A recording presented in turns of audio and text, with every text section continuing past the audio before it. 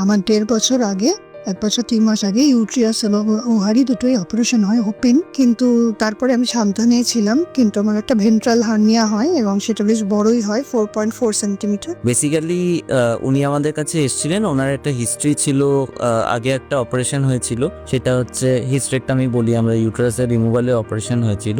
সেই অপারেশনের জায়গা থেকে হার্নিয়া ডেভেলপ করে। ইনিশিয়ালি উনি বুঝতে পারেননি, হয়তো অল্প ব্যথা হচ্ছিল, তারপরে ফুলতে শুরু করে। বেসিক্যালি আমরা যেটাকে ইনসিশনাল হার্নিয়া বলি, মানে অপারেশনের জায়গা থেকে হার্নিয়া।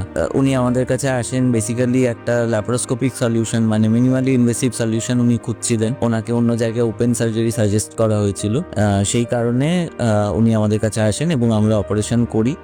যেটা ইন্টারেস্টিং হচ্ছে, ল্যাপারোস্কোপিক্যালি ব্যাপারটা এক্সিকিউট করাটা একটা চ্যালেঞ্জ ছিল, কারণ ওনার হার্নিয়াটা বেশ বড় হয়েছিল এবং খাদ্যনালীগুলো সবকিছু আটকে ছিল ওর সাথে। ইভেনচুয়ালি প্রসিজারটা ল্যাপারোস্কোপিক্যালি কমপ্লিট হয় এবং উনি এখন ভালো আছেন। তাই শুনে নেব ওনার মুখে কিছু কথা। তো আমি অনেক জায়গায় দেখিয়ে লাস্টে ডক্টর অনিষেক ভৌমিককে দেখাই এবং উনি আমাকে ল্যাপারোস্কোপি করেন এবং অত্যন্ত জটিল জিনিস কমপ্লেক্স বলেছিলেন। তো সেই কমপ্লেক্সটা 3 ঘন্টার অপারেশনে আমার 9 তারিখে 9 ডিসেম্বর করা হয়েছে এবং আমি আজকে ফলো আপে এসেছি 21 তারিখে। আমি যথেষ্ট ভালো আছি।